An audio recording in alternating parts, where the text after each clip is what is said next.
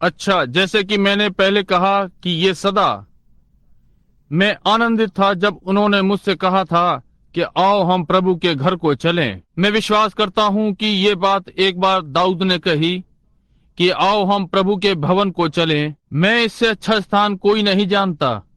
क्या आप? प्रभु के भवन से अच्छा? अब आज रात्रि हम यहाँ हमारे कुछ मित्रगण जॉर्जिया से हैं। संभवतः वे यहाँ अपनी अपनी गाड़ियों से आए हैं आज रात्रि खाने के पश्चात, और तब हम उनमें से कुछ नीचे से, मैं आशा करता हूं कि आप लोग रुके हुए हैं और हमारे पास जो भी स्थान है वो आपके लिए खुला है। और तब बुधवार रात्रि को हम उस अध्ययन को जारी रखेंगे, और तब प्रभु ने चाहा फिर से अगले रविवार को, और तब चटुकुआ में 6वीं से आरंभ है। इसलिए सब जिन्होंने अपनी छुट्टियों की योजना बना ली है, हम एक बड़े महान समय की आशा कर रहे हैं चटाकुआ में, यही जहां हमारा एक शानदार समय हमेशा होता है। बहुत बड़ी भीड़ नहीं, कभी कभी हम भागते हैं। ये लगभग इसे थामे रहेगा। मैं समझता हूँ हम इसमें 10,000 आसानी से समा सकते हैं, परंतु अधिकतर पिछले वर्ष मैं सोचता हूँ हमारे पास लगभग 7,000 थे, कुछ इतने ही। खचाखच भरा हुआ था, परंतु खड़े होने के लिए बहुत स्थान था और बैठने के सारे स्थान समाप्त हो चुके थे, और इसलिए हम इसकी प्रतीक्षा कर रहे हैं। और हम यहाँ बहुत सारे सेवक भाइयों को देखकर प्रसन्न हैं। मुझे यहाँ उनका नाम याद नहीं आ रहा है। मिशनरी भाई ह्यूम्स और बहन ह्यूम्स, क्या आप यहाँ बैठी हैं? और छोटे बच्चे, उन्हें यहाँ पाकर हमें प्रसन्नता है। एक मिशनरी, दूसरे वाले भाई पैट, भाई डॉल्टन, और वो बहुत सारे भाई बीलर, और थोड़ी देर पहले भाई कॉलिंस को देखा था। और एक प्रकार से सबका नाम लेना कठिन होगा, परंतु आज रात्रि हम आपको प्रभु के भवन में पाकर आनंदित हैं। ये मूल्यवान भाई नेविल यहाँ मेरे पीछे मेरे साथ प्रार्थना के लिए बैठे हैं, जबकि हम वचन सिखाने जा रहे हैं। चार्ली, तुम्हें और बहन नैली को यहाँ आज रात्रि देखकर प्रसन्नता है। बच्चे भी ये, और बाइबल की शिक्षा अक्सर। हाँ भाई बेल्च, मैं बस आपको ढूंढ रहा था। मैं अब आपको वहाँ पीछे बैठे हुए देख रहा हूँ। बाइबल की शिक्षा देना अधिकांश थोड़ा जोखिम भरा होता है। हम ये कहते हैं थोड़ा जानना एक प्रकार से खतरे में चलना होता है, परंतु हम अनुभव करते हैं जो कि हो सकता है, जो कि इस समय इस बिंदु पर कि कलीसिया को, जो मैं सोचता हूँ एक प्रकार से ऐसे स्थान पर लाना कि स्थिति की पूरी समझ हो कि हम मसीह यीशु में क्या हैं। और कभी कभी मैं सोचता हूँ कि प्रचार बहुत अच्छी चीज है, परंतु भाई बिलर कभी कभी शिक्षा उससे आगे बढ़ जाती है।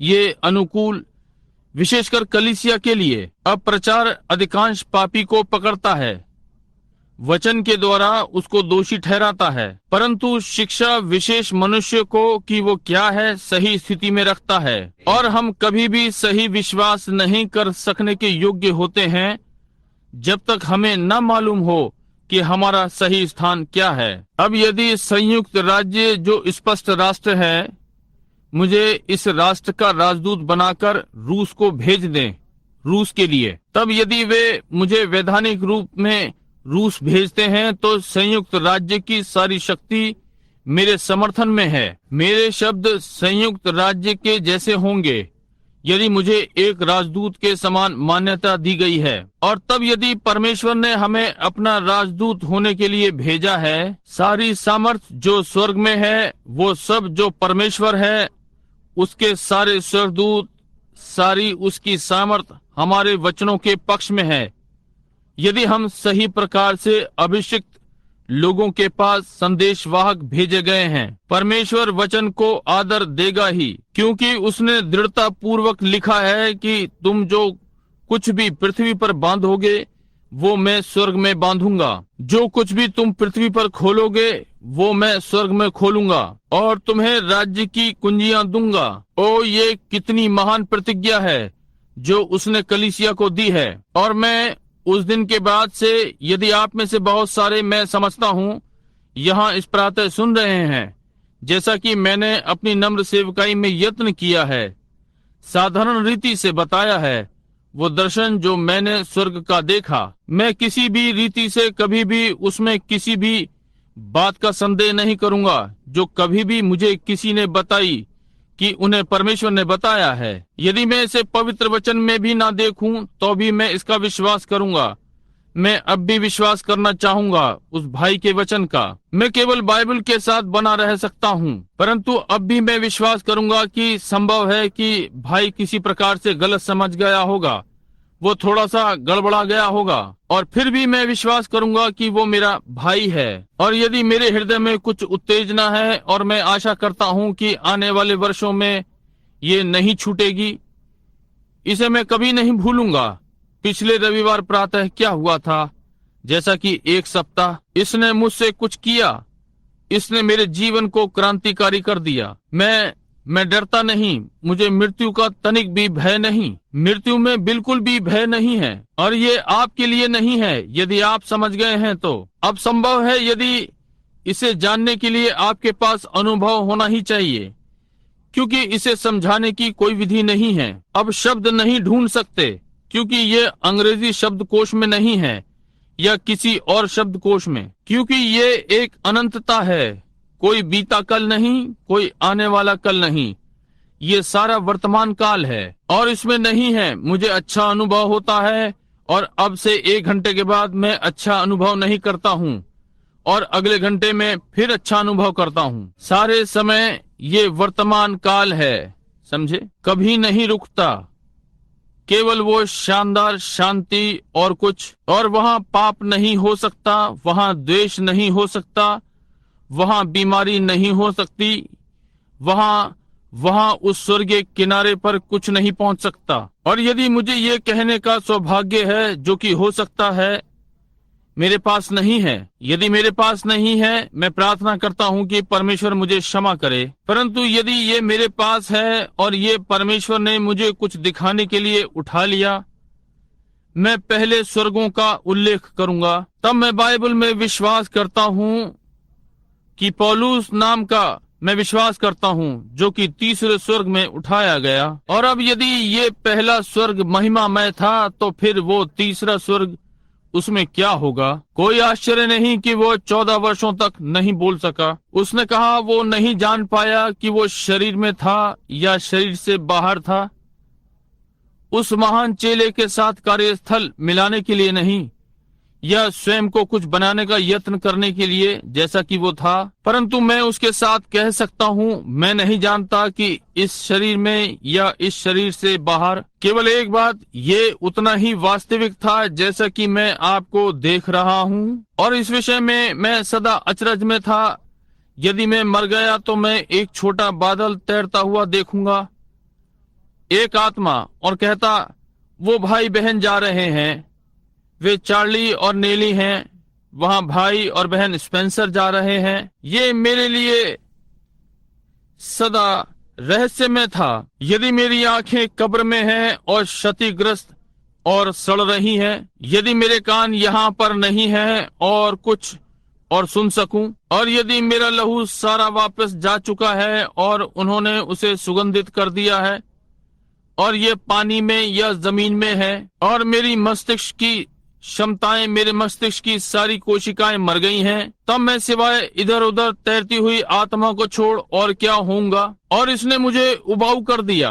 मैं कैसे कहना चाहूंगा, हेलो भाई पैट, ओ आपको देखकर प्रसन्नता हुई। हेलो भाई नेविल, मैं आपको कैसे देखूंगा। परंतु मैंने सोचा, जब मेरे पास देखने के लिए कुछ नहीं होगा, बोलने के लिए कोई मुंह नहीं होगा, ये तो मिट्टी है, सड़ गया, मैं कैसे कहने योग्य होऊंगा हेलो भाई पैट, भाई नेविल या आदि आदि, अरे चार्ली। परंतु अब मैं जानता हूँ कि ये गलत है, क्योंकि ये वचन में लिखा है, जो कि मैं कहता हूँ भिन्न नहीं है। क्योंकि यदि ये मिट्टी का घर गिराया गया तो हमारे पास एक और है जो प्रतीक्षा में है, दूसरा घर जिसमें आंखें, कान, होंठ, मस्तिष्क क्षमता है। यदि ये पृथ्वी का डेरा गिराया गया, इसकी एक देह है जो मैं अनुभव कर सकता हूँ, बात कर सकता हूँ। और अब ये मेरी समझ में आता है कि अभी अभी कि मूसा मर गया, उस ना मिलने वाली कब्र में 800 वर्षों के लिए, और एलीशा 500 वर्ष पहले स्वर्ग को चला गया।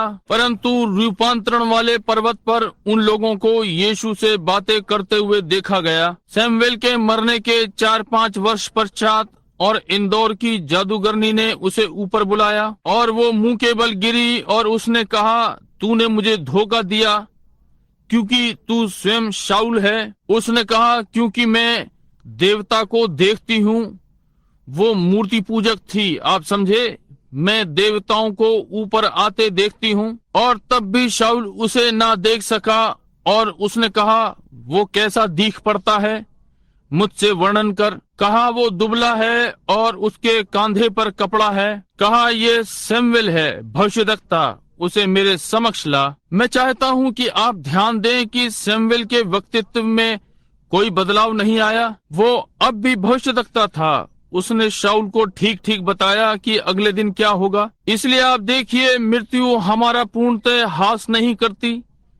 जैसे कि हम कब्र पर रोते और विलाप और शोक करते हैं, ये केवल हमारे रहने का स्थान बदलती है। ये हमें एक स्थान से लेकर, आयु क्या है, यदि मैं 1 और घंटा जी लूं तो मैं बहुत से 16 वर्षीय लोगों से अधिक जीऊंगा।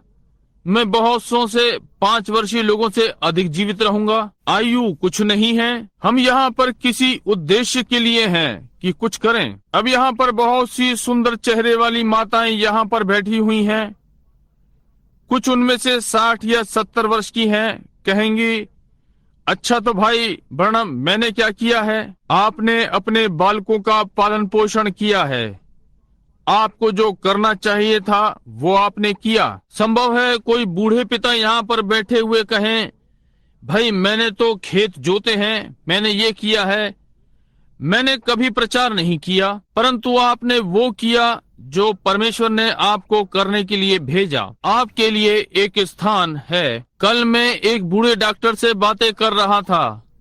मेरे मित्रों में से एक डॉक्टर मित्र, प्रियजन, 80 कुछ वर्षों का है और उसकी साली आज रात्रि यहाँ आराधनालय में है और वो उसके लिए थोड़ी सी चिंतित है। और मैं उसे देखने गया और जैसे ही मैं उससे बातें करने लगा, उसने प्रसन्न होकर मुझे शिकार का किस्सा बताया जो कि बहुत वर्षों पहले कोलोराडो में हुआ था, वहीं जहां मैं शिकार करता हूं। वैसे ही होशियार और प्रसन्न। और मैंने कहा, डॉक्टर आप कितने दिनों से इलाज कर रहे हैं? उसने कहा, जब तुम दूध पीते बच्चे थे। और मैंने कहा, और बहुत सी बार? उसने कहा, मैंने अपनी बग्गी लेकर लोगों को इलाज करने को गया।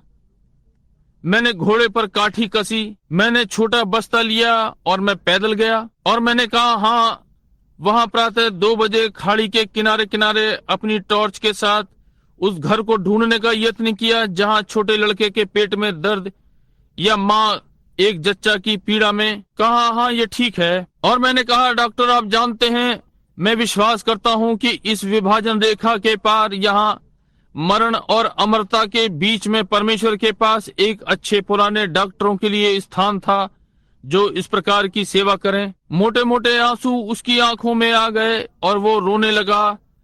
उसने अपने दुर्बल हाथों को उठाया और कहा, भाई मैं ऐसी आशा करता हूँ उस पार परमेश्वर मनुष्य के प्राण का न्याय करता है। वो क्या है? तब मैंने उसे ये संतुष्टि वाला वचन दिया। बहुत सी बार अंधेरी रात में गारे वाले खेत को जोतते हुए, किसी की सहायता करने का यत्न करते हुए, हो सकता है उसके लिए कोई पैसा ना मिला हो, परंतु ये ठीक है। मैंने कहा, यीशु ने वचनों में कहा है, धन्य है जो दयावान है, उन पर भी दया की जाएगी। और ये सत्य है। और आज रात्रि हम इन 3 पाठों में कलीसिया को स्थिर करना चाहते हैं। यदि परमेश्वर ने चाहा, कैसे और क्या देखें कि हम क्या हैं। हम पौलुस की पत्री का पहला अध्याय देखने जा रहे हैं इफिसियों से, और हम अपने अगले 3 अध्ययनों में पहले 3 अध्याय लेने जा रहे हैं। एक सांझ में एक अध्याय को लेने का यत्न करेंगे यदि ले सके तो। आज रात्रि बुधवार है और अगले रविवार प्रातः इफिसियों का पहला अध्याय। अब जबकि हम मिलकर अध्ययन करते हैं तो मैं ये कहना चाहूंगा कि इफिसियों की ये पुस्तक सिद्ध रूप से पुराने नियम के यहोशू के समानांतर है। इफिसियों की पुस्तक। अब स्मरण रखें, यदि हम इससे थोड़ा इधर उधर होने लगे आपको सिखाने में, तो हमें क्षमा करना और थोड़ा सा सब्र करना। इसके पहले कि हम इसे खोलें, हम उससे सहायता मांगे, जैसे कि हम अपने सिरों को झुकाते हैं। प्रभु, हम तेरे पवित्र और पूज्य बाइबल के पास आते हैं, जो कि सारे स्वर्गों और पृथ्वी से अधिक सुरक्षित है, क्योंकि हम इस वचन में पढ़ते हैं, जो कि बाइबल कहलाती है कि स्वर्ग और पृथ्वी टल जाएंगे, परंतु मेरा वचन कभी न टलेगा। तब इस गंभीर घड़ी में मैं आज रात्रि इस प्रचार मंच पर और तेरे लहू से खरीदे हुओं के समक्ष आता हूँ। ये प्रिय अनमोल मरणहार जो आज रात्रि यहाँ पर बैठे हुए हैं, प्रत्येक छोटी आशा को थामे हुए हैं, जो कि वे कर सकते हैं कि उस ज्योति को पकड़े रहें जो आने को है। होने पाए कि ये आज रात्रि इतनी पर्याप्त हो कि प्रत्येक विश्वासी अपनी स्थिति को देख सके। प्रत्येक जो अभी तक इस महान संगति में नहीं आ पाया है, राज्य की ओर यत्न करेगा प्रभु, और द्वार को तब तक खटखटाएगा जब तक द्वारपाल द्वार ना खोल दे। प्रभु, इसे प्रदान करें। हम इसमें पढ़ रहे हैं जहाँ की इस बाइबल में कोई व्यक्तिगत अनुवाद नहीं है। परमेश्वर, ना हो कि मैं आपका दास कि उनके अपने अनुवाद को वचन में मिलाने का यत्न करूं। हम इसे पढ़ें और इसका विश्वास करें जिस प्रकार की ये लिखा है, और विशेषकर हम झुंड के चरवाहे, हम पास्टर लोग जो कि किसी दिन उस महिमामय देश में एकत्र होंगे इस छोटे से झुंड के साथ, और हम प्रभु यीशु की उपस्थिति में खड़े होंगे और पीढ़ियों को आते देखेंगे, पौलुस की, पतरस की और लूका की और मरकुस की और मत्ती और वे सब, और उनके झुंडों के साथ उनका न्याय होते देखेंगे। प्रभु, इसे प्रदान करें।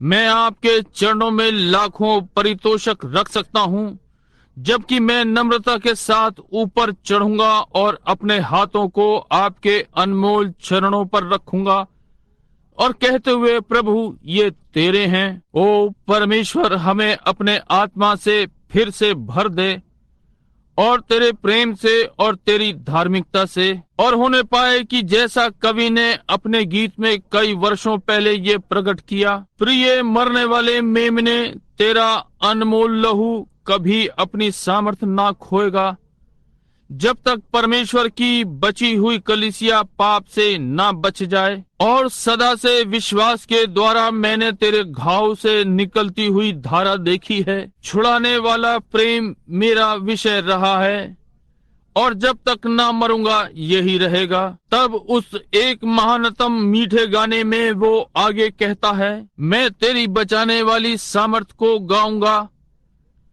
जब ये बेचारी जुबान का तुतलाना और लड़खड़ाना कब्र में शांत हो जाता है, तब ये कब्र आपके बालकों के लिए मृत्यु को नहीं रखती। ये केवल एक विश्राम का स्थान है या एक छिप जाने का स्थान। जब ये नाशमान अविनाश को पहन लेगा, होने पाए प्रभु आज रात्रि हम इसे स्पष्ट देख सकें, जैसा कि ये हमें वचन में दिया गया है। हमें समझ दें और हमारे कर्तव्य के स्थान पर हमें स्थिर करें प्रभु, ताकि हम ईमानदारी के साथ जब तक आप नहीं आते हैं सेवा करें। हम ये यीशु के नाम में मांगते हैं और उसी के लिए आमीन। अब इफिसियों की पुस्तक, जैसे कि मैं अभी कह रहा था, मैं मेरे विचार से ये नए नियम की एक महानतम पुस्तक है। ये हमें वहाँ छोड़ती है जहाँ कॉल्विनवाद एक ओर समाप्त हो जाता है और दूसरी ओर आर्मेनियनवाद समाप्त हो जाता है, परंतु इफिसियों की पुस्तक इन्हें यथास्थान पर लाती है, कलीसिया को उपयुक्त स्थान पर स्थिर करती है। अब मैंने इसका यहोशू के साथ वर्गीकरण किया है। यदि आपने ध्यान दिया हो, इजराइल मिस्र से बाहर लाया गया था और उसकी यात्रा के 3 चरण थे। पहला चरण मिस्र को छोड़ना था, अगला चरण जंगल में था और अगला चरण कनान था। अब कनान सहस्र शताब्दी के युग को नहीं दर्शाता, ये केवल जयवंत युग का प्रतिनिधित्व करता है। ये जयवंतों का विधान है, क्योंकि कनान में उन्होंने मारा, जलाया और नगरों को ले लिया, और सहस्त्र शताब्दी में कोई मृत्यु न होगी। परंतु दूसरी बात जो ये कहता है, ये विश्वास के द्वारा धर्मी ठहराने को ले जाता है। जब उन्होंने मूसा पर विश्वास कर लिया और मिस्र को छोड़ दिया, पवित्रीकरण अग्नि स्तंभ के साये में चलना और जंगल में बलि किए गए मेमने का प्रायश्चित, और तब उस देश में प्रवेश करना जिसकी प्रतिज्ञा की गई थी। अब नए नियम के विश्वासी को किस देश की प्रतिज्ञा दी गई है? प्रतिज्ञा पवित्र आत्मा की है, क्योंकि योएल 2:28 अंत के दिनों में ऐसा होगा कि मैं अपना आत्मा सब प्राणियों पर उंडेलूंगा, तुम्हारे पुत्र और पुत्रियां भविष्यवाणी करेंगे, मैं अपने दास और दासियों पर अपने आत्मा में से उंडेलूंगा और वे भविष्यवाणी करेंगे, और मैं ऊपर आकाश में आश्चर्य चिन्ह दिखाऊंगा और पृथ्वी पर अग्नि और धुएं के स्तंभ और भाप। और पतरस ने पेंतिकुस्त के दिन अपना विषय लेने और प्रचार के पश्चात कहा, तुम में से प्रत्येक प्रायश्चित करो और यीशु मसीह के नाम में बपतिस्मा ले, छुटकारे के लिए, वापसी के लिए, क्षमा के लिए, आपके सारे अपराधों से वापसी के लिए। इसके पहले कि वे यरदन को पार करते, क्या आपने ध्यान दिया यहोशू पर? यहोशू ने कहा, शिविर के मध्य में से निकलकर अपने वस्त्रों को शुद्ध करो और प्रत्येक स्वयं को पवित्र करे और कोई अपनी पत्नी के पास न जाए, क्योंकि 3 दिन में तुम परमेश्वर की महिमा को देखोगे। समझे? ये एक अपने जन्म के अधिकार की प्रतिज्ञा को पाने की विधि है। अब इजराइल की प्रतिज्ञा ये थी जो परमेश्वर ने अब्राहम को फिलिस्तीन देश की प्रतिज्ञा दी थी कि वे इसके सदा सदा के लिए अधिकारी हो गए थे और उन्हें सदा इसी भूमि पर रहना था। अब वे 3 चरणों में आते हैं, इस प्रतिज्ञा के देश में आ रहे हैं। अब ध्यान दें, ये सिद्ध रूप से नए नियम में नमूना है। अब ये, जैसा कि मैंने कहा, आप में से कुछ के विचारों से असहमति है। आप में से कुछ मूल्यवान नाज़रीन लोग, चर्च ऑफ गॉड और आदि आदि के, ये आपको चोट न पहुंचाए, परंतु इसे ध्यान पूर्वक देखें और इसके प्रतीकों को ध्यान से देखें। ध्यान दें और देखें, यदि हर बिंदु सिद्ध नहीं है तो यात्रा के 3 चरण थे और इस यात्रा के भी 3 चरण हैं, क्योंकि हम विश्वास के द्वारा धर्मी ठहरे हैं प्रभु यीशु मसीह पर विश्वास करने से।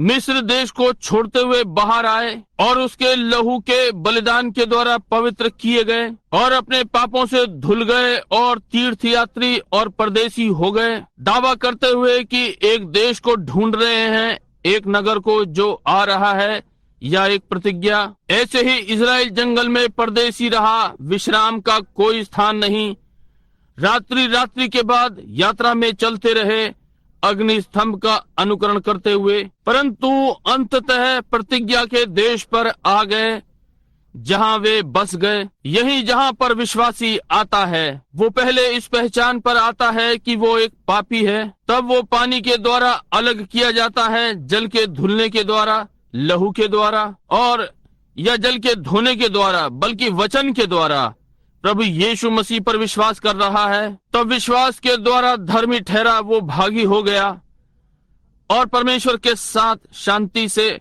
मसीह के द्वारा यीशु मसीह के नाम में बपतिस्मा लिया और यात्रा में जाने दिया।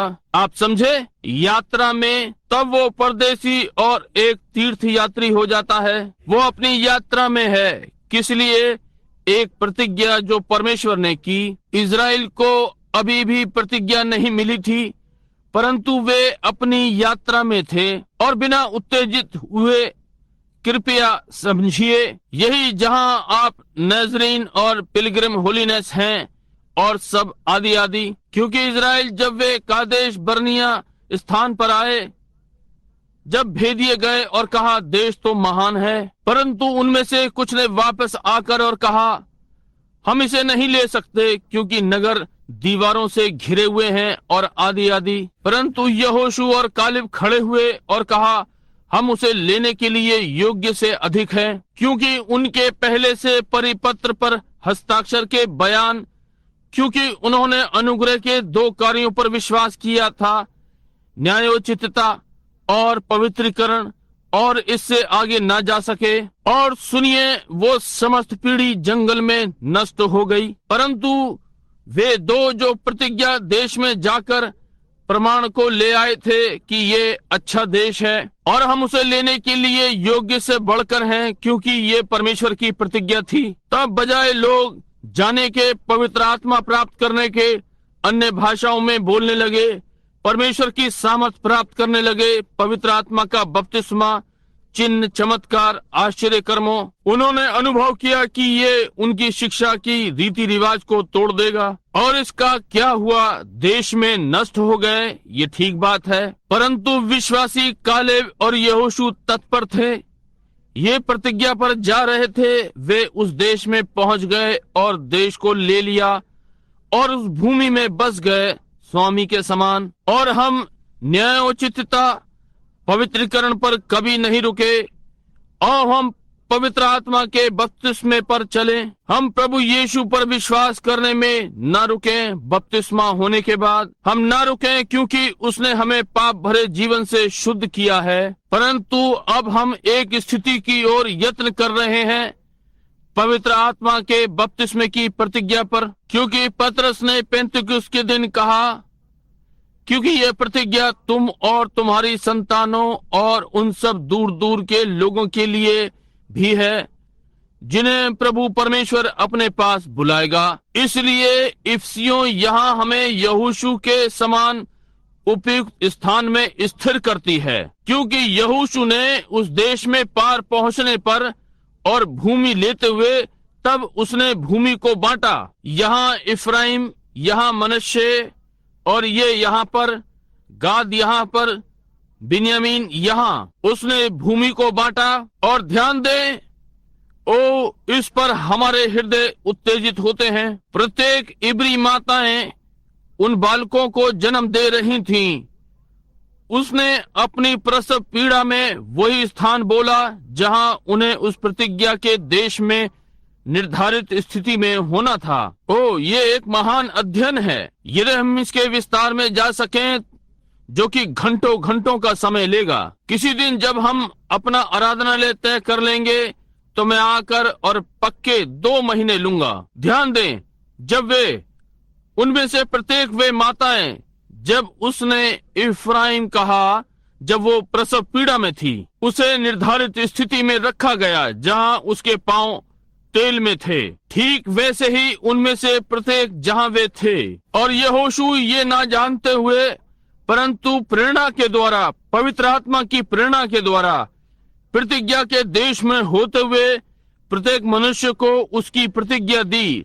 ठीक वही जो पवित्र आत्मा ने प्रतिज्ञा की थी उस जन्म के द्वारा वहां पहले। कैसे परमेश्वर ने ये कुछ कलीसियाएं उनकी प्रसव पीड़ाओं के द्वारा स्थापित की। उन्हें कभी कभी जबरदस्त मिला। जब एक कलीसिया पीड़ाओं में तड़पती है इस संसार से अलग, प्रभु यीशु पर विश्वास करते हुए कि पवित्र आत्मा की प्रतिज्ञा हमारे लिए वैसे ही वास्तविक है जैसे ये पेंतिकुस्त पर थी। कैसे वे उस प्रसव पीड़ा में होते हुए कर रहे और रोए, परंतु जब उन्होंने जन्म लिया और परमेश्वर के राज्य में निर्धारित स्थानों में जन्मे, तब पवित्र आत्मा ने कलीसिया में किसी को प्रेरित, किसी को भविष्यद्वक्ता, किसी को शिक्षक, किसी को चरवाहा, किसी को सुसमाचार सुनाने वाला नियुक्त किया। तब उसने वहां अन्य भाषाओं में बोलना, भाषाओं का अनुवाद, ज्ञान, बुद्धि, चंगाई के वरदान, सब प्रकार के आश्चर्य कर्म। कलीसिया कहाँ पर है? अब मेरे करने का ये उद्देश्य है। कलीसिया सदा किसी और का स्थान लेने का यत्न करती है, परंतु ये ना करें। आप एप्रेम के स्थान में अनाज कभी नहीं उगा सकते यदि आप मनुष्य हैं। आपको मसीह में अपना स्थान लेना है, उपयुक्त स्थान लें। और जब हम इसमें जाते हैं तो ये गहरा और भरा हुआ है। कैसे परमेश्वर कलीसिया में अन्य भाषा बोलने वाले को रखता है। दूसरा, अब हमें कई बार सिखाया गया है हम सबको अन्य भाषा में बोलना है। ये गलत है। हम सबको ये करना है। नहीं, हमें नहीं। उन सब ने एक चीज नहीं की। प्रत्येक को भूमि दी गई थी और प्रेरणा के द्वारा बांटी गई थी। और प्रत्येक, मैं पवित्र वचन को लेकर आपको सही सही दिखा सकता हूँ कि वो उन्हें उस स्थान पर रखता है जहां उन्हें होना था, उपयुक्त स्थान में। कैसे वो 2.5 गोत्र नदी के इस पार रुक गए, कैसे उनकी माताएं उनके जन्म पर चिल्लाईं, कैसे वो प्रत्येक स्थान होना था। और अब आपके अंदर आने के पश्चात इसका अर्थ ये नहीं है कि आप बाहर होकर युद्ध से स्वतंत्र हो गए। आपको अब भी प्रत्येक इंच के लिए लड़ना है जिस पर आप खड़े हैं। इसलिए देखिए, कनान महान स्वर्ग को नहीं दर्शाता, क्योंकि यहाँ युद्ध और परेशानियां और घात और संग्राम और आदि आदि हैं, परंतु इसने ये दर्शाया कि ये एक सिद्ध चाल होनी चाहिए। यहाँ जहाँ आज कलीसियाएं असफल हो रही हैं इस चलन पर, क्या आप जानते हैं कि आपका अपना व्यवहार किसी को चंगा हो जाने से रोक सकता है? आपका दुर्व्यवहार आप विश्वासियों के अस्वीकार किए गए पापों से ये इस कलीसिया के लिए करारी हार का कारण हो सकता है। और न्याय के दिन आप हर छोटी छोटी बात के लिए उत्तरदायी होंगे। वो आप कहते हैं, अब 1 मिनट रुकें भाई ब्रनम, अरे ये सत्य है, इस पर सोचें। यहोशू जब पार होकर उस भूमि पर पहुंच गया, परमेश्वर ने उसे प्रतिज्ञा दी कि जरा सोचिए, पूरे अभियान में युद्ध करना बिना किसी मनुष्य की क्षति के, यहाँ तक कि बिना खरोंच के, बिना नर्स के या प्राथमिक उपचार या पट्टी के। आमीन। परमेश्वर ने कहा, भूमि तुम्हारी है, जाओ लड़ो। इस पर सोचें, एक पूरे अभियान में युद्ध करना है और वहाँ कोई आसपास रेड क्रॉस नहीं थी, कोई भी घायल नहीं होगा। और उन्होंने अमोरियों को घात किया और हित्तियों को, परंतु जब तक पाप भीतर नहीं आया एक भी घायल नहीं हुआ उस शिविर में। और जब अक्कन ने वो बाबुल का वस्त्र लिया और वो सोने की पच्चर और अपने शिविर के नीचे छिपा ली, तब अगले दिन उन्होंने 16 व्यक्ति गंवा दिए। यहोशू ने कहा, रुको रुको, 1 मिनट रुको, कहीं कुछ गड़बड़ है, यहाँ कुछ गड़बड़ है। हम 7 दिनों का उपवास रखने जा रहे हैं। परमेश्वर ने हमसे प्रतिज्ञा की है, हमें कोई हानि नहीं पहुंचा सकता, हमारे शत्रु हमारे पैरों में गिरेंगे। और यहाँ कुछ गड़बड़ है, कुछ गलत हुआ है कहीं पर, क्योंकि हमारे 16 आदमी मृत पड़े हैं।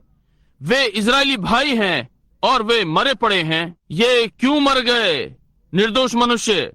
क्योंकि एक व्यक्ति पंक्ति से बाहर है। आप देखिए कारण कि इसे सीखने की आवश्यकता है। कलीसिया पंक्ति में है, परमेश्वर के वचन के साथ, परमेश्वर के साथ और आपस में एक दूसरे के साथ पंक्तिबद्ध है, सीधे सीधे ऊपर चल रहे हैं संतुलन के साथ, सब मनुष्य के सामने परमेश्वर का भय मान रहे हैं। क्योंकि एक व्यक्ति ने वस्त्र चुराया है और ऐसा कुछ किया है जो नहीं करना चाहिए और 16 पुरुषों का जीवन ले लिया। मैं सोचता हूँ ये 16, वे हो सकता है अधिक हों। मैं विश्वास करता हूँ कि वे 16 पुरुष थे जो मरे। यहोशू ने बुलाकर कहा, कहीं गड़बड़ ही है, परमेश्वर ने प्रतिज्ञा की है और कोई गड़बड़ी है। जब हम रोगी को अपने सामने लाते हैं और वे चंगा होने में असफल होते हैं, तो हमें आवश्यकता है गंभीरता से उपवास करें, सभा बुलाएं, कहीं पर कुछ गड़बड़ी है। परमेश्वर ने प्रतिज्ञा की है, परमेश्वर को उस प्रतिज्ञा के साथ बने रहना है और वो इसे करेगा। और उसने उपवास का प्रचार करवाया और उन्होंने ढूंढ लिया, उन्होंने पर्ची डाली और अक्कन ने इसे स्वीकार कर लिया। और उन्होंने अक्कन के परिवार को मार डाला और सब उन्हें जलाकर राख कर दिया और उसे वहां स्मृति चिन्ह के लिए छोड़ दिया। और यहोशू युद्धों में होकर आगे बढ़ता गया और हर चीज को बिना किसी खरोंच या एक घाव के लेता चला गया। आप भी उसी स्थिति में हैं। एक दिन उसे थोड़े समय की आवश्यकता थी, थोड़ा समय, कुछ अधिक समय। सूर्य अस्त हो रहा था। पुरुष रात्रि के समय में अच्छा युद्ध नहीं कर सकते। यहोशू वो महान योद्धा, परमेश्वर से अभिषिक्त, सही स्थान पर स्थापित उस भूमि में, जैसे इफिसियों नई कलीसिया में अधिकार, भूमि का अधिकार उसे ले रहे थे। उसे थोड़े से समय की आवश्यकता थी, इसलिए उसने कहा, सूर्य थम जा। और वो लगभग 12 घंटों के लिए रुक गया, जब तक कि उसने वो भूमि जीत ना ली। समझे? अब इफिसियों की पुस्तक हमें मसीह में सही स्थान में रखती है कि वे पवित्र भूमि में क्या थे।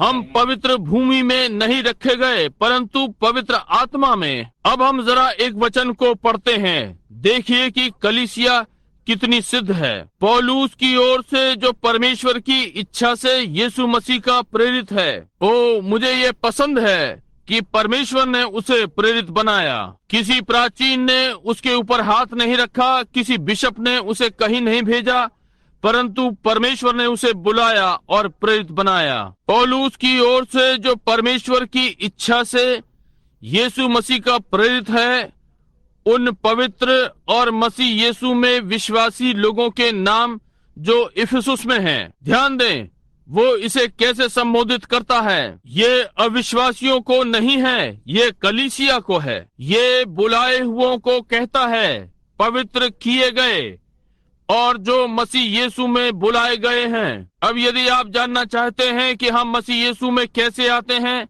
यदि आप पहला कुरिन्थियों 12 निकालें, इसने कहा क्योंकि हम सब ने एक ही आत्मा के द्वारा एक ही देह में होने के लिए बपतिस्मा लिया। कैसे, किसके द्वारा बपतिस्मा?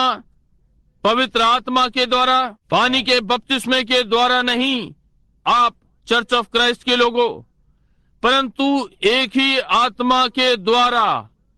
आधाता मां आत्मा, हाथ मिलाने के द्वारा नहीं, पत्र के द्वारा नहीं, न एक छिड़काव के द्वारा, परंतु एक आत्मा के द्वारा हम सब ने एक ही देह में बपतिस्मा लिया।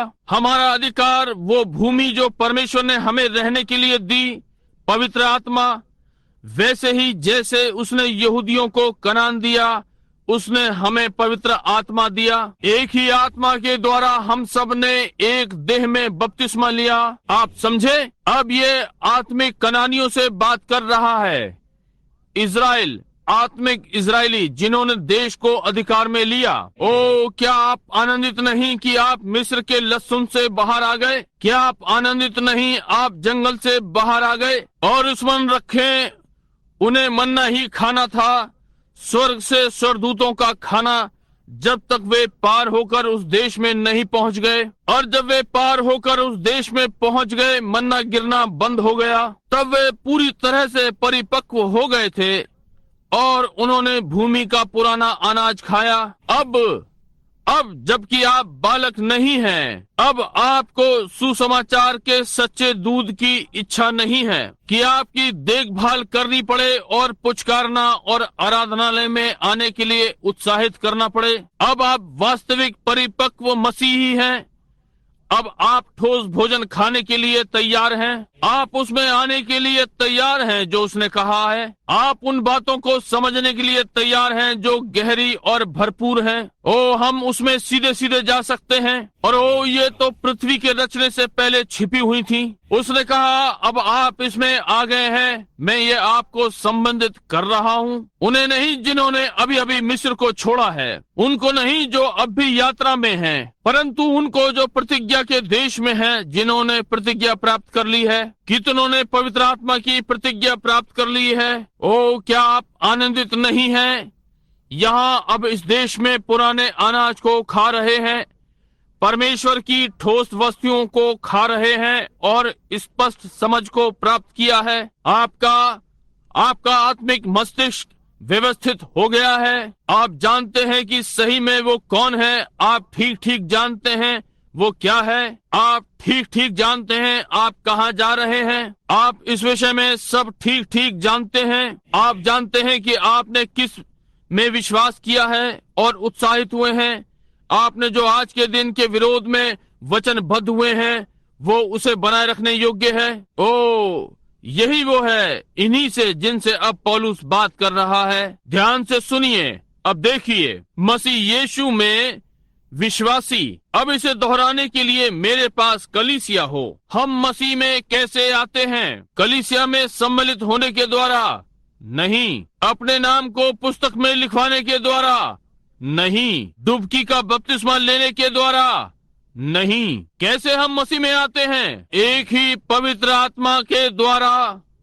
हम सब ने एक प्रतिज्ञा में बपतिस्मा लिया, देह में और वो सब जो उस देश में हैं उसके भाग हो गए हैं। आमीन। ओ मुझे ये पसंद है।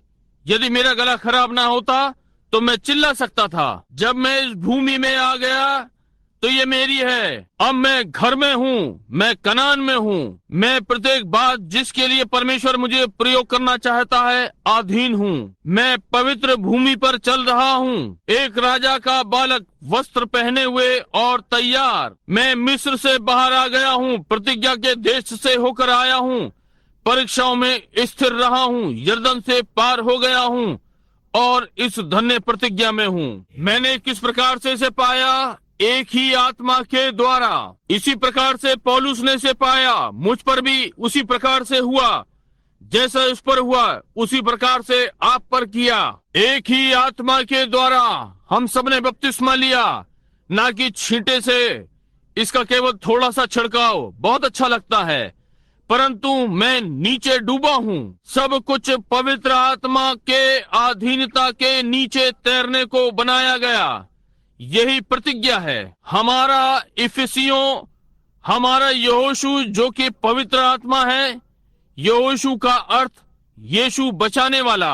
यहोशू का अर्थ पवित्र आत्मा। इसका आत्मिकता में प्रतिनिधित्व करता है, जैसा कि वो स्वाभाविक में था कि वो हमारा महान योद्धा है, वो हमारा महान मार्गदर्शक है। जैसे परमेश्वर यहोशू के साथ था, ऐसे ही परमेश्वर है, पवित्र आत्मा में हमें चला रहा है। और जब पाप शिविर में आता है तो पवित्र आत्मा रुकने की मांग करता है। यहाँ इस कलीसिया में क्या गड़बड़ी है? कुछ गलत है। ओ क्या आप नहीं देख सकते कि हम में कैसे बहुत सारे कीश के पुत्र हैं? अब बहुत सारे शाऊल धर्म विद्यालयों से आ रहे हैं और सेमिनरियों से, और बाहर जाकर विकृत बातों को सिखा रहे हैं, जैसे कि बाइबल ने कहा वे करेंगे। प्रतीत होता है विश्वास नहीं है, अपने आप को आपसे अलग कर रहे हैं, आपके साथ कोई संगति नहीं है, और आदि आदि। भक्ति का भेष भरते हैं और उसकी सामर्थ को नकारते हैं।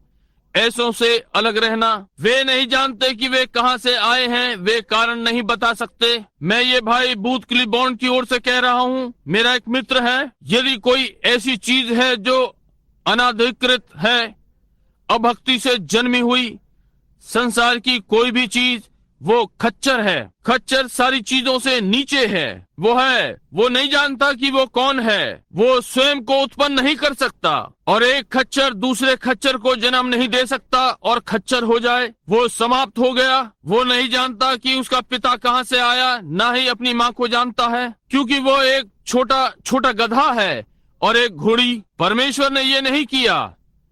ऐसों को आप परमेश्वर के जिम्मे न डालें। परमेश्वर ने ये कभी नहीं किया। परमेश्वर ने कहा हर चीज अपनी जाति को उत्पन्न करेगी। जी हाँ श्रीमान, परंतु खच्चर एक खच्चर है।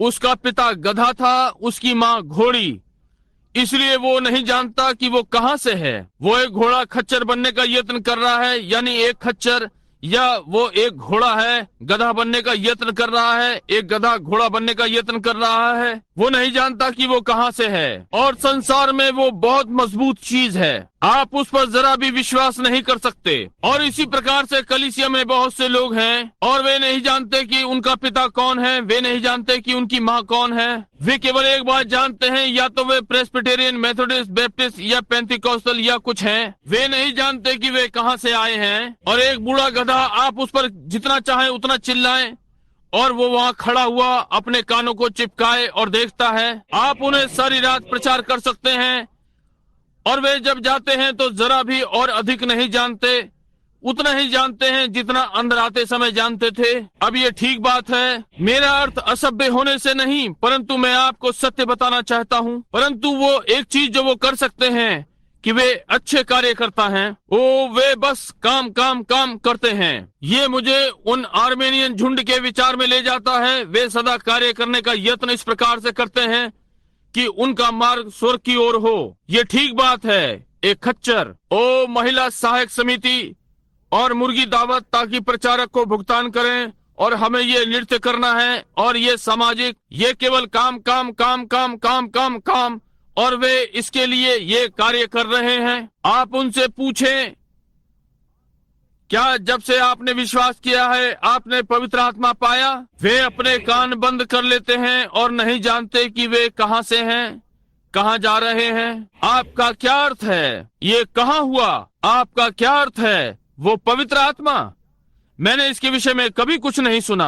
ओ, आप किसी प्रकार के कट्टरपंथी हैं। देखिए, वे नहीं जानते कि पिता कौन था या माँ कौन थी, और आप हर काम जो करते हैं उसके लिए उन्हें पीटना पड़ेगा। यहाँ मारो, वहाँ मारो, यहाँ मारो, वहाँ मारो। ये ठीक बात है, एक पुराना खच्चर। परंतु मैं तुम्हें बताता हूँ, आपको ये किसी अच्छे नस्ल के घोड़े के साथ ये नहीं करना पड़ेगा। बस उसको एक बार चाबुक मारें और भाई वो गया।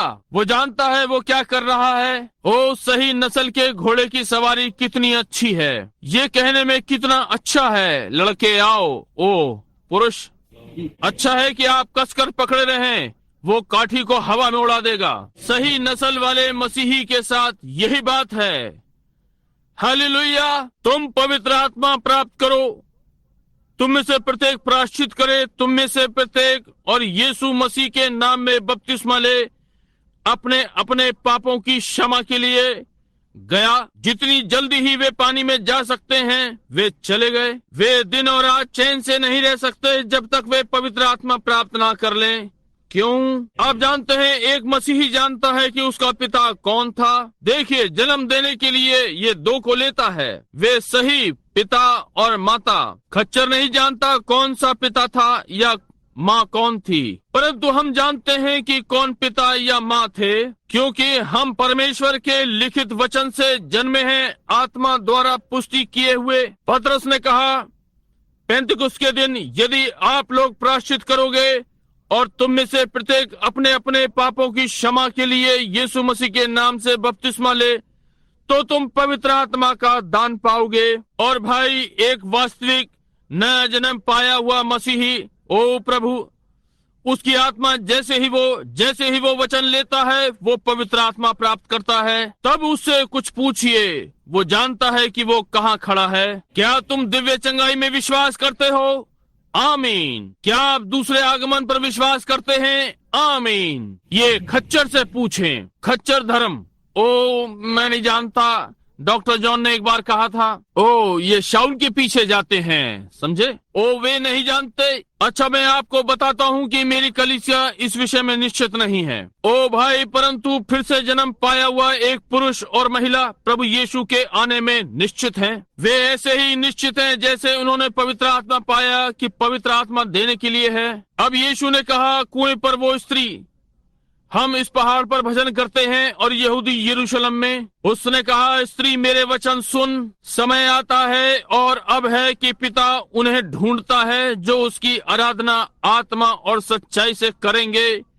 वचन सत्य है और प्रत्येक व्यक्ति जो बाइबल पढ़ेगा और जो बाइबल कहती है उसके प्रत्येक वचन का विश्वास करेगा और उसकी आज्ञाओं का पालन करेगा, और वही पवित्र आत्मा पाएगा जो उन्होंने प्राप्त की, उसी प्रकार से जैसे उन्होंने पाया वही परिणाम वे पाते हैं। वही सामर्थ इन्होंने पाई जो उन्होंने पाई थी। वो जानता है कि कौन उसका पिता और माता थे। वो जानता है कि वो यीशु मसीह के लहू से धोया गया है, आत्मा के द्वारा जन्मा है, परमेश्वर के अभिषेक से भर गया।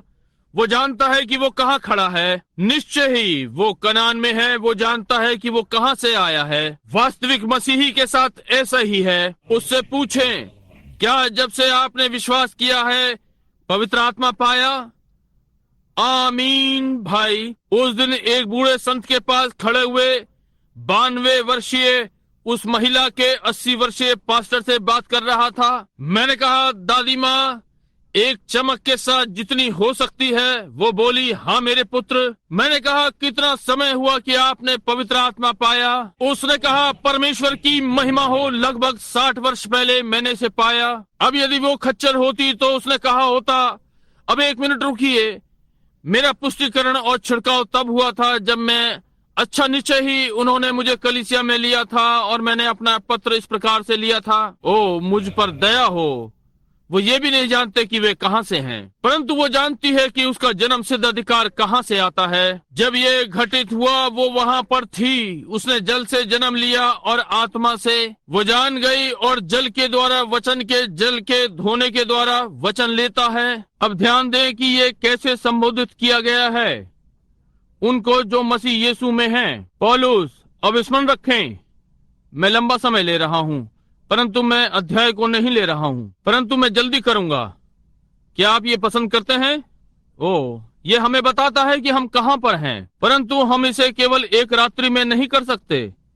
हमें 1-2 महीने के लिए प्रत्येक रात्रि चाहिए कि इसका अध्ययन करते हुए निकलें, शब्द शब्द करके वापस जाकर इसे इतिहास में से लेकर आएं और इस शब्द शब्द करके निकालें, और आपको दर्शाऊंगा कि ये सत्य है।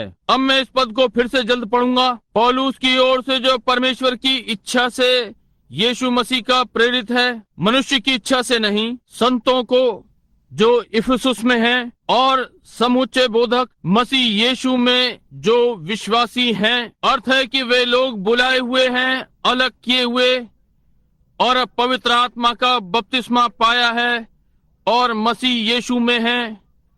और मेरे प्यारो, ये पत्री मैं तुम्हें संबोधित कर रहा हूँ। मैं पौलुस के लिए सोचता हूँ वहाँ उनके साथ इस समय, और कैसा आनंद है। ये बूढ़ा प्रेरित, इसका वहाँ पर सिर काटा गया था। मैं उस स्थान के पास खड़ा था जहाँ उन्होंने इसका सिर काटा था, परंतु उसका सिर उस नई देह पर है और अब दोबारा कभी नहीं कट सकता। और इस घड़ी वो वहाँ उनके साथ खड़ा है, वही प्रेरित जिसने ये लिखा है और कहा, तुम जो मसीह यीशु में हो, एक ही आत्मा के द्वारा हम सब ने इस एक देह में बपतिस्मा लिया। अब ध्यान दें, हमारे पिता परमेश्वर और प्रभु यीशु मसीह की ओर से तुम्हें अनुग्रह और शांति मिलती रहे। हमारे प्रभु यीशु मसीह के परमेश्वर और पिता का धन्यवाद हो कि उसने हमें सब, चार्ली, क्या तुम सुन रहे हो? हमें सब आत्मिक आशीषों से आशीषित किया है, ना कि कुछ को प्रेरित और कुछ को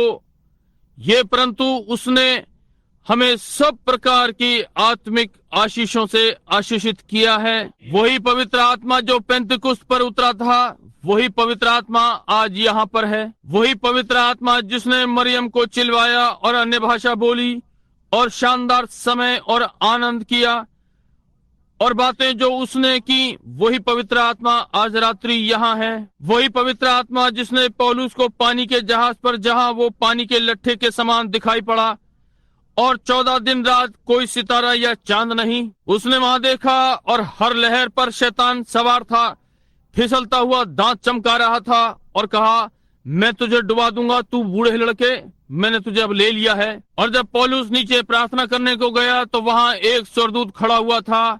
कहा, पौलुस तू ना डर, ये पुराना जहाज अमुक द्वीप पर टूटने जा रहा है, आगे बढ़कर अपना भोजन खा। अब ये ठीक है। यहाँ वो अपने छोटे छोटे हाथों पर जंजीरों के साथ आता है, उसके पैरों से जंजीर खिंचती आ रही है और कहा, भयभीत ना हो पुरुषों, क्योंकि परमेश्वर का स्वर्गदूत जिसका मैं दास हूँ मेरे पास आ खड़ा हुआ और कहा, पौलुस तू मत डर। वही पवित्र आत्मा आज रात्रि यहाँ पर है। परमेश्वर का वही आत्मा हमारी सेवा कर रहा है।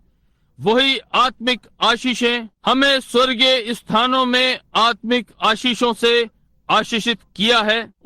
हम यहाँ पर जरा 1 मिनट के लिए रुकें। स्वर्गीय स्थानों में, अब कहीं किसी स्थान में नहीं, परंतु स्वर्गीय स्थानों में हम स्वर्गीय में एकत्र हैं। इसका अर्थ उस विश्वासी का स्थान कि यदि मुझ पर प्रार्थना हो चुकी है, तुम्हारे लिए प्रार्थना हो गई है, या कलीसिया ने प्रार्थना कर दी है और हम संदेश के लिए तैयार हैं और हम संतों के समान यहाँ पर एकत्र हैं, बुलाए हुए, पवित्र आत्मा से बपतिस्मा पाए हुए, परमेश्वर की आशीषों से भरे हुए, बुलाए हुए, चुने हुए, स्वर्गीय स्थानों में अब बैठे हुए। हम अपने प्राणों में स्वर्गीय हैं। हमारी आत्माएं हमें स्वर्गीय वातावरण में ले गई हैं। ओ भाई, आप वही हैं, एक स्वर्गीय वातावरण में। आज रात्रि क्या घटित हो सकता है? आज रात्रि क्या हो सकता है यदि हम स्वर्गीय वातावरण में बैठे हुए होते और पवित्र आत्मा प्रत्येक हृदय पर जो यहाँ फिर से बना है, मंडरा रहा है और मसीह यीशु में नई सृष्टि है। सारे पाप लहू के तले उस सिद्ध आराधना में हमारे हाथ परमेश्वर की ओर उठे हुए हैं। हमारे हृदय उठे हुए मसीह यीशु में स्वर्गीय स्थानों में बैठे हैं, स्वर्गीय स्थानों में मिलकर आराधना कर रहे हैं। क्या आप कभी एक में बैठे हैं? ओ, मैं तब तक बैठा रहूंगा कि मैं आनंद से रोना पड़ूं और कहूं, परमेश्वर मुझे यहाँ कभी ना छोड़ें। केवल मसीह यीशु में स्वर्गीय स्थान हमें किससे आशीषित किया है? दिव्य चंगाई, पूर्व ज्ञान, प्रकाशन, दर्शनों, सामर्थ्यों, अन्य भाषाओं, अनुवादों, बुद्धिमानी, समझ, सारी स्वर्गीय आशीषें और ना बता सकने वाला आनंद, महिमा से भरा हुआ, प्रत्येक हृदय आत्मा से भरा हुआ एक साथ चल रहे हैं, एक साथ स्वर्गीय स्थानों में बैठे हैं। कोई भी एक बुरा विचार हमारे बीच में नहीं है। एक भी सिगरेट नहीं पी गई, कोई छोटे वस्त्र नहीं, एक भी ये नहीं वो नहीं या कुछ और, एक भी बुरा विचार नहीं, किसी में किसी के विरोध में कुछ नहीं। हर कोई प्रेम और एक रास्ता में बात कर रहा है, एक स्थान में सब एक ही विचार में है। तब यकायक स्वर्ग से तेज आंधी के समान शब्द आता है, आप उसी स्थिति में हैं। हमें सारी आत्मिक आशीषों से आशीषित किया है। तब पवित्र आत्मा किसी पर उतर सकता है और कहे, यहोवा यूं कहता है, अमुक अमुक स्थान पर जाओ और वो अमुक कार्य करो। देखिए, ये चुटकी बजाने के समान होता है, समझे? यहोवा यूं कहता है, अमुक स्थान पर वो ठाना हुआ कार्य करो। देखिए, ये उसी प्रकार होता है। हमें एक साथ सारी स्वर्गीय आशीषों से स्वर्गीय स्थानों में आशीषित किया है।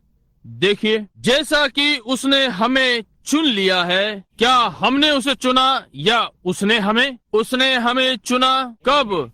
उस रात्रि जब हमने उसे स्वीकार किया, चुना।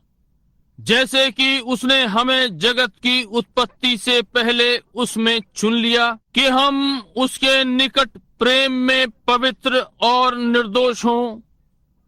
नामधारियों में, प्रेम में। परमेश्वर ने हमें कब चुना? परमेश्वर ने आपको कब चुना? यही पवित्र आत्मा पाया। उसने आपको कब चुना? संसार की सृष्टि से पहले उसने आपको चुना और यीशु को भेजा ताकि वो आपके पापों को शांत करने वाला हो, कि तुम्हें बुलाए कि स्वयं से मेल मिलाप कर ले, कि प्रेम करे। ओ, इच्छा है कि हमारे पास कुछ और मिनटों को हो। मुझे इसके पहले कि हम कुछ आगे बढ़े वापस उत्पत्ति 1:26 में जाएं। मैं बुधवार को इसे लूंगा। परमेश्वर ने जब मनुष्य को बनाया, इसके पहले कि मनुष्य को बनाता, उसने स्वयं को ELELH एला एलोहिम कहा। इब्रानी में इस शब्द का अर्थ है स्वयं भू। सब स्वयं से, उससे पहले कुछ भी विद्यमान नहीं था, वही केवल अस्तित्व में था। स्वयं भू, केवल। एला एलोहिम का अर्थ है सर्व पर्याप्त, सर्व सामर्थी, सर्व शक्तिमान, स्वयं भू। ओ, परंतु उत्पत्ति 2 में जब उसने मनुष्य को बनाया, उसने कहा, मैं हूं। YAHUJUVUH, यहोवा। यहोवा, इसका क्या अर्थ है? मैं ही सर्वे सर्वा हूं। वो जिसने स्वयं में से उत्पत्ति की कि मेरा पुत्र हो या एक अल्पकालिक या एक नौसिखिया, मेरा एक छोटा, महिमा हो। क्यों? उसने मनुष्य को दिया। यहोवा का अर्थ उसने मनुष्य को एक नौसिखिया ईश्वर में होने दिया, क्योंकि वो एक पिता है, परमेश्वर, और उसने मनुष्य को एक नौसिखिया ईश्वर बनाया। इसलिए वो स्वयंभू नहीं रहा, वो अपने परिवार के साथ अस्तित्व में है। एला एला एलोहिम। अब वो यहोवा है। यहोवा का अर्थ वो जो अपने परिवार के साथ विद्यमान है। परमेश्वर ने मनुष्य को समस्त पृथ्वी पर राज्य करने के लिए बनाया। उसके पास राज्य था और पृथ्वी मनुष्य के अधिकार में थी। क्या ये वचन है? तब यदि ये उसके अधिकार में थी तो वो इस पृथ्वी पर ईश्वर था। वो बोल सकता था और वैसा होता। वो ये बोल सकता था और वैसा होता। वो वही है परमेश्वर यहोवा, वो जो एक समय स्वयंभू था परंतु अब अपने परिवार के साथ अस्तित्व में है और उसके बालक उसके साथ हैं। आप वहीं पर हैं। अब इसे पढ़ें। हम इसे बुधवार रात्रि में देखेंगे जब हमारे पास अधिक समय होगा। हमारे पास अब 15 मिनट का समय और है और मैंने सोचा मैं यहाँ किसी निश्चित स्थान पर आ जाऊं, परंतु हम नहीं हो पाएंगे जहां पर हम प्रतिज्ञा के पवित्र आत्मा से मोहर बंद हो जाएं। ठीक है, अब हम कब परमेश्वर के दास कहलाए थे? ऑर्मन नेविल कब परमेश्वर के दास कहलाए? ओह प्रभु, ये मुझे विचलित कर देता है। मैं आपको बताता हूँ, हम कुछ वचनों को लें। मैं चाहता हूँ कि पहले आप पहला पतरस 1:20 को लें और पैट प्रकाशित वाक्य 17:8 निकालो और मैं प्रकाशित वाक्य 13 लेता हूँ। अब हम यहाँ सुनना चाहते हैं, आप जानना चाहते हैं कि परमेश्वर ने आपको कब मसीही कहा? ओ मुझे ये अच्छा लगता है। ये है, मनुष्य केवल रोटी से ही जीवित नहीं रहेगा परंतु हर वचन से जो परमेश्वर के मुख से निकलता है। ठीक है भाई नेविल, आपने पहला पतरस 1:20 निकाल लिया। पढ़िए 1:19 और 1:20, इसे सुनिए। ये 1:19 और 20 है। हाँ, पर निर्दोष और निष्कलंक मेमने अर्थात मसीह के बहुमूल्य लहू के द्वारा हुआ। उसका ज्ञान तो जगत की उत्पत्ति से पहले से ही जाना गया था, पर अब इस अंतिम युग में तुम्हारे लिए प्रकट हुआ। वो कब से ठहराया गया? जगत की उत्पत्ति से पहले। भाई पैट, मेरे लिए पढ़िए प्रकाशित वाक्य 17:8। वो पशु तूने देखा है, वो पहले तो था पर अब नहीं है और अथाह कुंड से निकलकर विनाश में पड़ेगा। और पृथ्वी के रहने वाले जिनके नाम जगत की उत्पत्ति के समय से जीवन की पुस्तक में लिखे नहीं गए, इस पशु की ये दशा देखकर कि पहले था अब नहीं है और फिर आ जाएगा, अचंभा करेंगे। कौन धोखा खाने वाला है? कौन इस धार्मिक व्यक्ति के द्वारा धोखा खाने जा रहा था? जैसे शाऊल था। वो बहुत चालाक था और इतना सिद्ध जब तक कि वो किसी को धोखा न दे। चुनेओं को यदि ठीक है, प्रकाशित वाक्य 13:18 मैं आपके लिए ये पढ़ दूं। और पृथ्वी के वे सब रहने वाले जिनके नाम उस मेमने की जीवन की पुस्तक में लिखे नहीं गए, जो जगत की उत्पत्ति के समय से घात हुआ है, इस पशु की पूजा करेंगे। हमारे नाम कब मेमने की जीवन की पुस्तक में लिखे गए? जब मेमना जगत की उत्पत्ति से पहले घात किया गया। जब परमेश्वर यहोवा था, एल एला एलोहिम स्वयंभू, जैसा कि एक बड़ा हीरा और वो कुछ और नहीं हो सकता, परंतु इस हीरे के अंदर उसके गुण बचाने वाले के थे। इस गुण में उसके अंदर एक चंगा करने वाला था। यहाँ कोई बचने वाला नहीं था और न चंगा होने वाला, परंतु उसके गुणों ने इसे उत्पन्न किया। इसलिए तब जगत की उत्पत्ति से पहले जब उसने जाना कि वो महान प्रदर्शन यहाँ उसमें कि वो एक बचाने वाला होगा, कि वो आएगा और देह बनेगा और हमारे मध्य में रहा, और वो जानता था कि उसके कोड़े खाने से हम चंगे होंगे। जगत की उत्पत्ति से पहले उसने मेमने को अपनी पुस्तक पर बलिदान किया और आपके नाम पुस्तक में जगत की उत्पत्ति से पहले लिखे। इसे सुनिए, पहले से ठहराया जाना पूर्व ज्ञान को पलट कर देखता है। मेरा अर्थ चुनाव पूर्व ज्ञान की ओर पीछे देखता है और पहले से ठहराया जाना भाग्य को देखता है। इसे ना भूलें कि चुन लिया जाना यहाँ पीछे देखता है, ये यहाँ पर है। मैं एक गोखरू था, मैं पाप में जन्मा, अपराध में बढ़ा, संसार में झूठ बोलता हुआ आया, पापियों के मध्य में जन्मा। पिता और माता और मेरा समस्त परिवार पापी, मैं एक कटीला गोखरू था, परंतु अचानक से मैं गेहूं का दाना हो गया। ये कैसे घटित हुआ? ये क्या है? चुनाव। परमेश्वर ने पृथ्वी के रचने से पहले इस कटीले गोखरू को चुना ताकि ये गेहूं का दाना बने। अब मैं जानता हूँ कि मैं गेहूं का दाना हूँ क्योंकि मैं बचा लिया गया हूँ। मैं ये कैसे किया? पीछे देखा और देखा कि ये उसने पहले से ठहराया था। बहुत समय पहले उसने पूर्व ज्ञान से इसे देखा कि मैं उससे प्रेम करूंगा, इसलिए उसने अपने ही पुत्र के द्वारा एक अधिकार बनाया कि उसके द्वारा मैं गोखरू कांटे से गेहूं का दाना हो गया। अब मैं कहाँ पर हूँ? मैं बच गया। मैं परमेश्वर के अनुग्रह में चल रहा हूँ। पहले से ठहराया जाना क्या देखता है भाग्य को?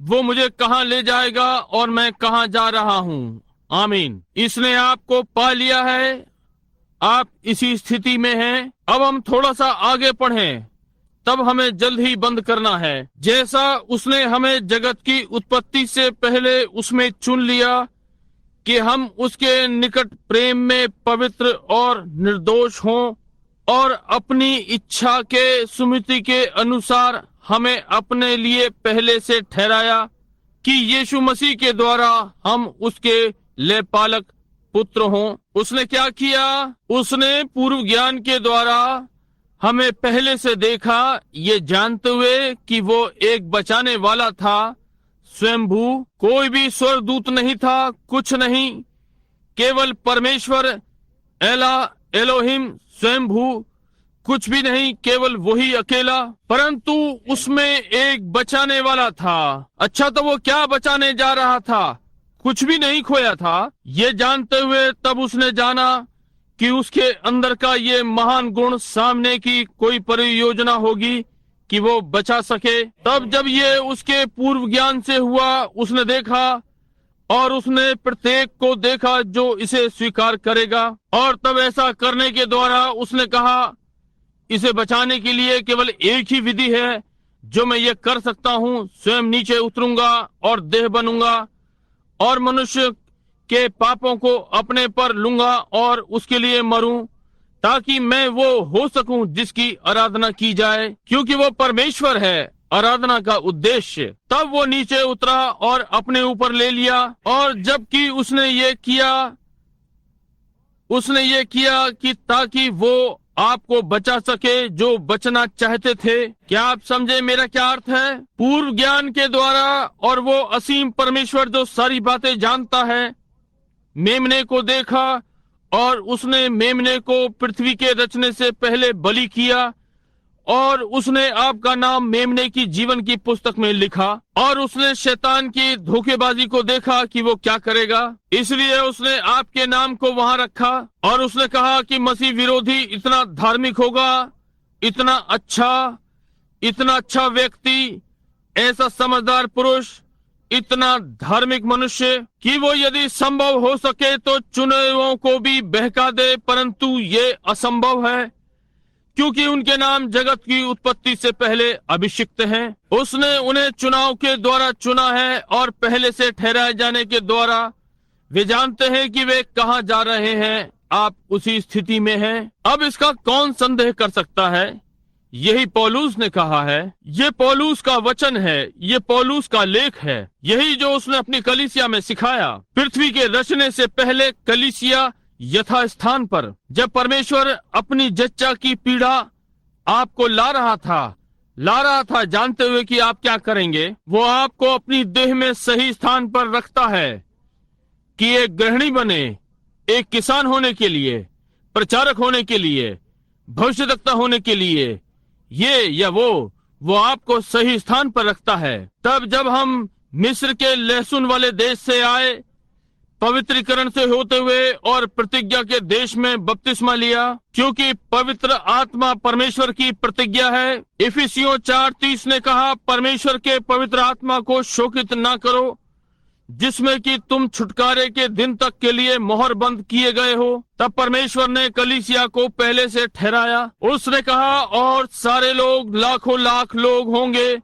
जो कि धार्मिकता में चलेंगे और धोखा खाएंगे। केवल वे जो धोखा नहीं खाएंगे वे वो होंगे जो प्रतिज्ञा के देश में आएंगे, वे जिनके नाम पृथ्वी के रचने से पहले मेमने की जीवन की पुस्तक में लिखे गए हैं और यह प्रतिज्ञा के देश में आए हैं और इसका आनंद ले रहे हैं। बहुत से लोग डरते हैं कि आप विचित्र सा कुछ करने जा रहे हैं। बहुत से लोग डरते हैं कि पवित्र आत्मा आपसे कुछ करवाएगा कि आप लोगों के सामने लज्जित हों। बहुत से लोग डरते हैं वे चिल्लाएंगे और उनकी प्रेयसी उन्हें रोते हुए देखेगी, या माँ या उनके पड़ोसी या आपका स्वामी आपको देखेगा। बंद करने के पहले मैं आपको एक व्यक्ति के विषय में बताऊं। एक व्यक्ति का नाम दाऊद था, और जब परमेश्वर का संदूक वहां फिलिस्तीन देश में था और ये पुरानी बैलगाड़ी पर उसे खींचते हुए ला रहे थे, जब दाऊद ने उस संदूक को आते देखा, उसने एक छोटा लबादा पहन रखा था। वो वहां भागा, उसने अपने पैर हवा में उछाले और चारों ओर कूदा और चिल्लाया और कूदा और नाचा और कूदा और नाचा। और वो इजराइल का राजा और उसकी पत्नी ने बाहर खिड़की से देखा और उसे बहुत ही विचित्र व्यवहार करते देखा। उसने उसका तिरस्कार किया। क्यों उसे कहना चाहिए था मूर्ख?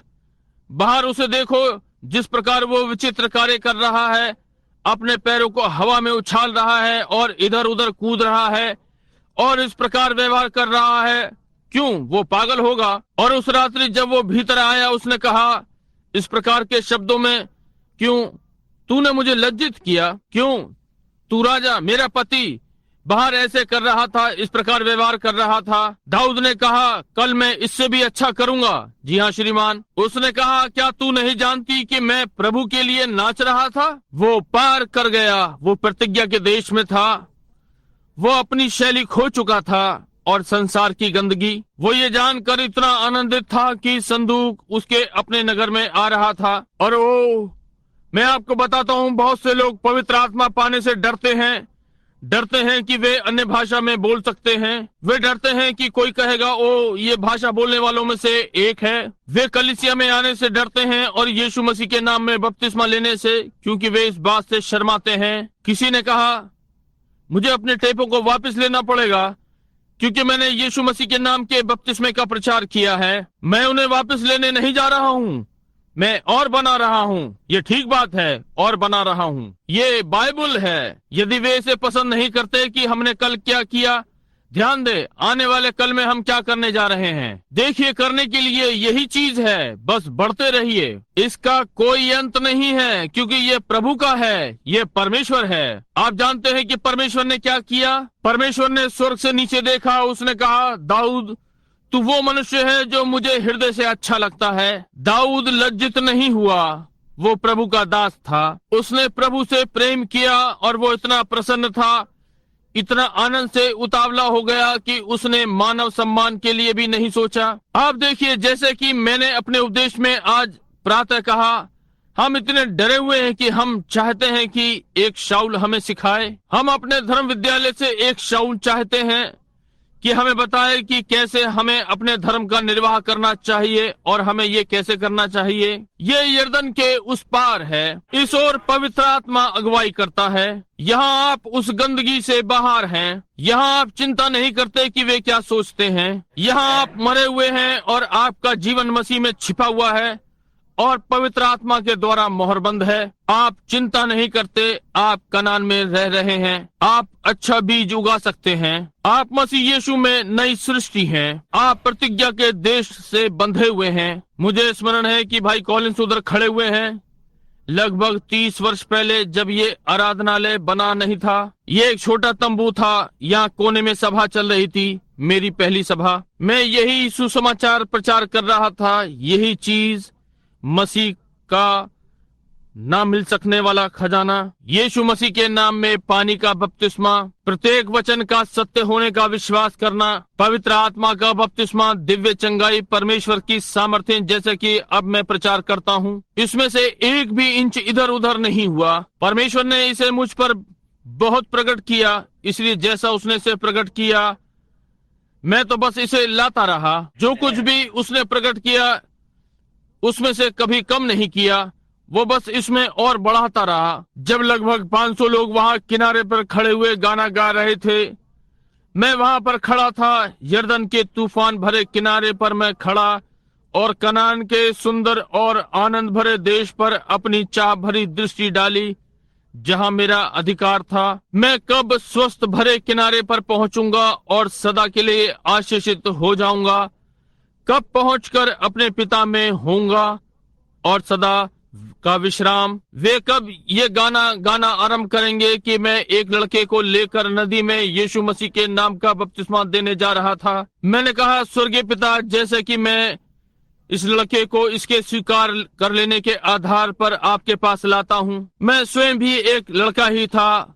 इसके चित्र घर पर हैं। मैंने कहा, जब मैं इसे पानी से बपतिस्मा देता हूँ, प्रभु यीशु मसीह परमेश्वर के पुत्र के नाम के स्वीकार करने के आधार पर आप इसे पवित्र आत्मा से भरेंगे। और उसी समय के लगभग एक चक्रवात निकला और यह चक्कर मारता हुआ नीचे उतरा और वो चमकदार और भोर का तारा वहां खड़ा हुआ। वहां वो ज्योति खड़ी हुई जिसे आप ठीक उस चित्र में देखते हैं।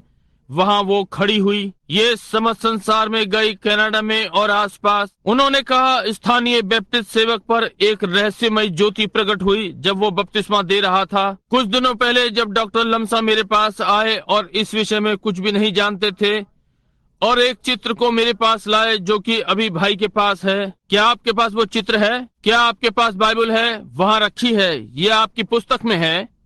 ठीक है। परमेश्वर के पुराने प्राचीन हिब्रू चिन्ह का चित्र वहां था, ठीक वैसा ही जो कि अय्यूब के दिनों में था। इसके पहले की बाइबल लिखी गई। परमेश्वर अपने 3 गुणों में, 3 ईश्वर नहीं, एक परमेश्वर 3 गुणों में, पिता, पुत्र और पवित्र आत्मा के वे 3 कार्यस्थल जिनमें परमेश्वर ने कार्य किया। 3 ईश्वर नहीं, 3 गुण। और ये वहां पर था जब वो महान पुरुष डॉक्टर लमसा बाइबल का अनुवाद, जब उसने उस प्रातः कहा, जब मैंने उसे ये बताया कि मैंने कहा वो चिन्ह क्या है? उसने कहा, ये इब्रानी में परमेश्वर का प्राचीन चिन्ह है। परमेश्वर, एक परमेश्वर 3 गुणों में। मैंने कहा, जैसे कि पिता, पुत्र और पवित्र आत्मा। वो रुक गए और उसने अपना कॉफी का कप नीचे रखा और मेरी ओर देखा। जीन, मैं विश्वास करता हूँ कि तुम भी वहाँ पर थे। लियो कहा कि क्या आप इसका विश्वास करते हैं? मैंने कहा, अपने संपूर्ण हृदय के साथ। उसने कहा, पिछली रात्रि आपकी सभा में खड़े हुए भाई ब्रैनम मैंने विचारों को जांचना परखना देखा।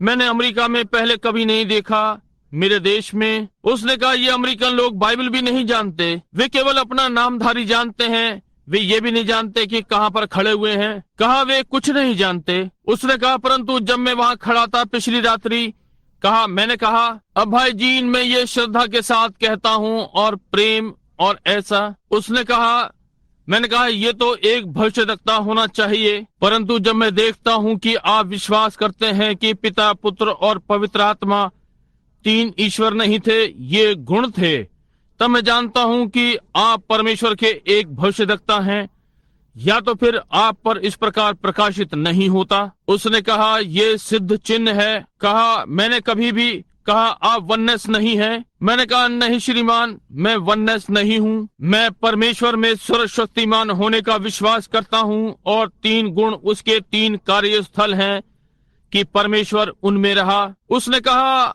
आपका हृदय आशीषित हो। उसने कहा, किसी दिन आप इसके लिए अपने लहू को पृथ्वी पर उंडेलेंगे, परंतु कहा, भविष्यद्वक्ता सदा उन्हीं के कारण मरते हैं। और मैंने कहा, ऐसा ही हो यदि मेरे प्रभु को ये प्रसन्न करता है। लमसा बाइबल का अनुवाद। ओ, ये इतना सत्य है। कितनी बार, जैसा कि मैंने कलीसिया से कहा, जैसे सैमुएल ने कहा इसके पहले कि वे शाऊल को चुनते, इसके पहले आप बाहर जाकर अब किसी नामधारी को चुनते हैं और स्वयं को किसी प्रकार के धर्म में बांध लेते हो।